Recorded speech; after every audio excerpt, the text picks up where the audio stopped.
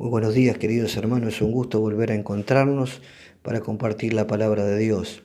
En esta mañana vamos a leer el capítulo 6 de Primera de Reyes, del verso 1 al verso 14. Dice la escritura allí, en la Nueva Versión Internacional: Salomón comenzó a construir el templo del Señor en el 4.º año de su reinado de Israel, en el mes de Sif, que es el mes segundo.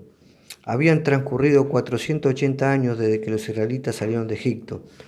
El templo que el rey Salomón construyó para el Señor medía 27 metros de largo por 9 metros de ancho y 13 metros y medio de alto.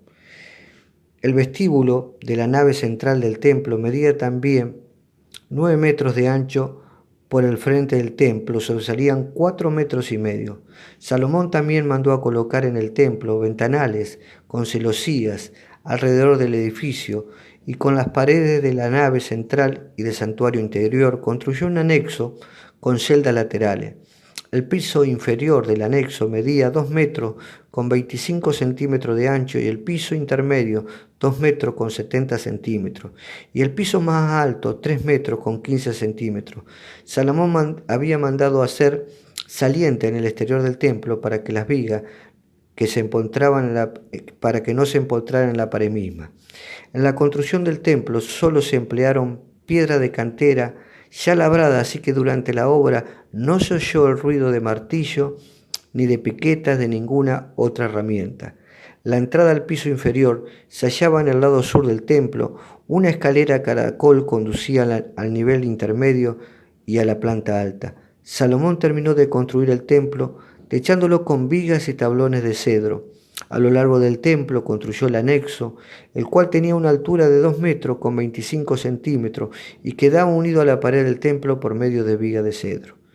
La palabra del Señor vino a Salomón en el mensaje: ya que estás construyendo este templo, quiero decirte que si andas según los decretos y obedeces mis leyes y todos mis mandamientos, yo cumpliré por medio de ti la promesa que hice a tu padre David.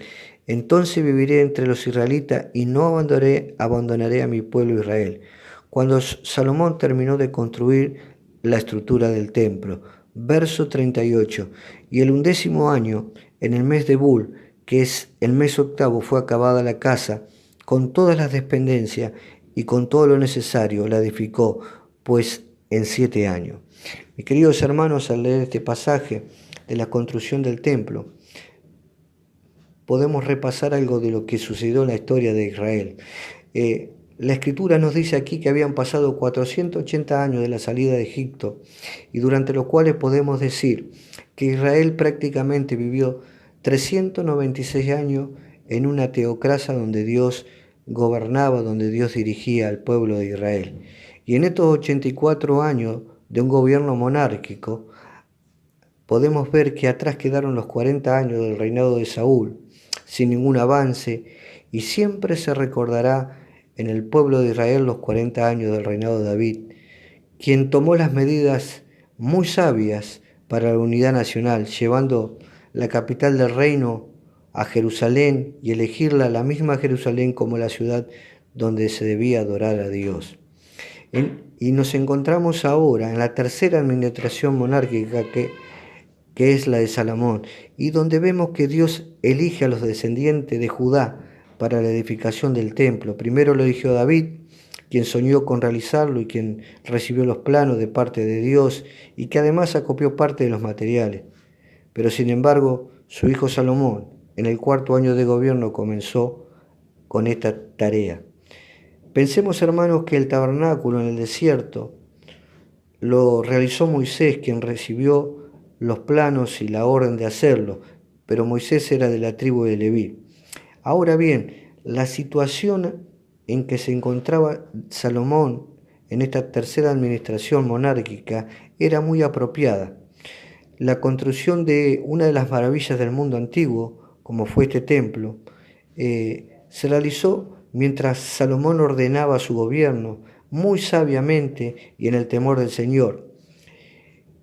Y este país de los judíos, Israel, disfrutaba de una prosperidad y riqueza y poder que no se conocieron antes ni después. Veamos algunos aspectos particulares de la obra. Uno de los elementos que podemos resaltar son los materiales usados en el templo. La construcción de este templo se hizo todo con suelo y las paredes del templo eran de piedra recubierta con madera de cedro y de oro. Había 10 candeleros, 5 de cada lado, como en el tabernáculo de Moisés, y 10 mesas para los panes de la proposición en comparación con una sola mesa y un candelero del tabernáculo de Moisés. También había 2 querubines de oro, que eran dos querubines de oro en el lugar santísimo.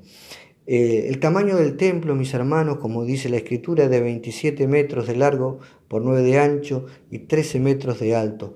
Su tamaño era exactamente el doble que el tabernáculo en el desierto. Y fue hecho alrededor por 100.000 obreros. Y tenemos que resaltar que no todos eran hebreos. Hubo también mano de obra gentil. En esta mañana, al leer este pasaje hermoso que nos habla de cómo se construyó este templo, con los elementos que también se construyó, vamos a resaltar dos cosas que nos sean prácticas para nuestra vida. En primer lugar, dice el versículo 7 que en la construcción del templo solo se emplearon piedras y canteras ya labradas, que durante la obra no se oyó ruido de martillo, ni de piqueta, ni de ninguna herramienta. Durante toda la obra hubo silencio, no se escuchó nada, ningún sonido de hacha ni de martillo, cincel. Se oyó en aquel monte de Moriah donde se construyó el templo. La casa santa de Dios iba creciendo día a día en belleza y gloria, y de acuerdo a la tradición judía, el hierro fue creado para acortar los días del hombre y el altar para prolongar. Por ello no es justo que lo que acorta se levante sobre lo que se alarga. Mis hermanos, el silencio en el monte de Moriah nos deja una enseñanza interesante. Qué valioso que es el silencio en la presencia de Dios para los hijos, cuando le buscamos en oración, cuando le adoramos, y tan importante para relacionarnos con un Dios de orden. Pero no solamente la enseñanza es el silencio que había en aquel templo y que tiene que haber en nuestra vida cada vez que buscamos a Dios en oración, sino lo interesante también es rescatar el material del templo. El material del templo era de piedras, cubierta con cedro y con oro fino, y hacían de este templo una de las maravillas del mundo.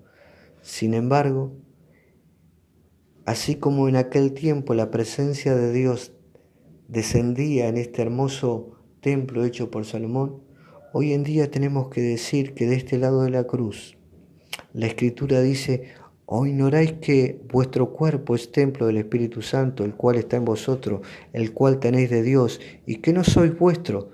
Así como en el pasado descendía el Shekinah, la gloria, en el templo, una de las maravillas del mundo antiguo, por su construcción y sus materiales utilizados, en este tiempo la Escritura es muy precisa y nos muestra que este cuerpo de barro, que es vulnerable, que no tiene valor material para este mundo, es en este cuerpo de barro donde habita la presencia de Dios.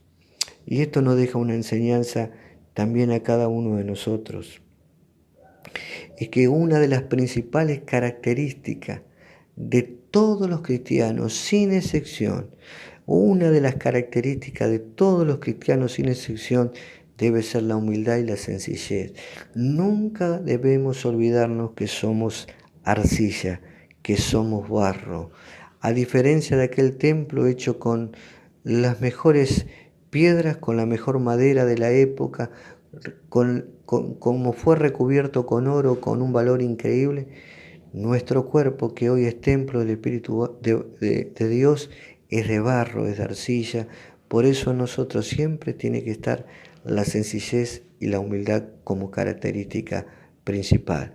Mi querido hermano, que en esta mañana también deba recordar que en el silencio pueda buscarle a Dios en oración.